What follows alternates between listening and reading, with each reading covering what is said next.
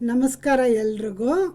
ನನ್ನ ವಿಡಿಯೋ ನೋಡ್ತಾ ಇರೋ ನಿಮಗೆಲ್ರಿಗೂ ತುಂಬ ಹೃದಯದ ಧನ್ಯವಾದಗಳು. Please subscribe. ನಾನೊಂದು ಕವನ ಬರೆದಿದ್ದೀನಿ, ತುಂಬ ಚೆನ್ನಾಗಿದೆ, ಓದ್ತೀನಿ.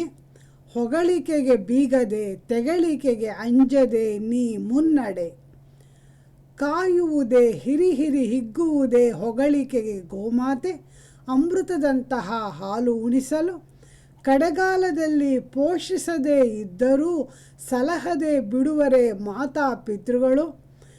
ಬಿಸಿಯ ಬೇಗುದೆಯಲ್ಲಿ ನರಳಿ ಪ್ರಾಣವ ಬಿಟ್ಟು ಜರಿಯ ವಸ್ತ್ರವ ನೀಡುವ ನರಳುವ ಪಾಪ ರೇಷ್ಮೆ ಹುಳುಗಳು. ಜನ್ಮ ಕೊಟ್ಟ ಪ್ರೀತಿಯ ತಂದೆ ತಾಯಿ ಎಲ್ಲರನ್ನೂ ಬಿಟ್ಟು ಪತಿಯ ಮನೆಗೆ ಹೋಗಲು ದುಃಖವ ಸಹಿಸುವುದಿಲ್ಲವೇ ಮಗಳು. ತನ್ನ ಅಂದವ ಹೊಗಳಲೆಂದು ಗರಿಬಿಚ್ಚುವುದೇ ನವಿಲು, ಹಾರ ಪುನಸ್ಕಾರಕ್ಕಾಗಿ ಹಾಡುವುದೇ ಕೋಗಿಲೆ.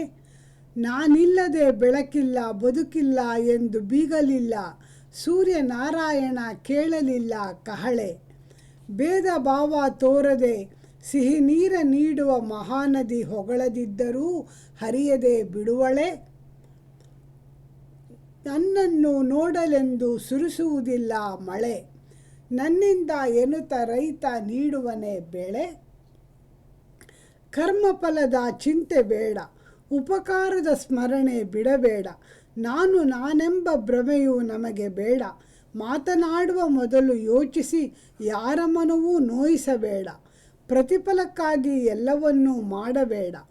ಏನು ಮಾಡಿದರೂ ಏನು ಮಾಡಿದೆ ಎನ್ನುವರು ಕೆಲವರು, ಬೆವರು ಸುರಿಸಿ ದುಡಿದರೂ ಮರೆತು ಮನವ ಹಿಂಡುವರು.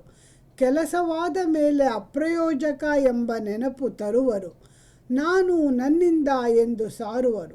ಮಕ್ಕಳು ದೊಡ್ಡವರಾದ ಮೇಲೆ ಆಸರೆ ಆಗುವರೆಂದು ಯಾರು ಹೆರುವರು. ಧನ್ಯವಾದಗಳು. Please subscribe. Thank you.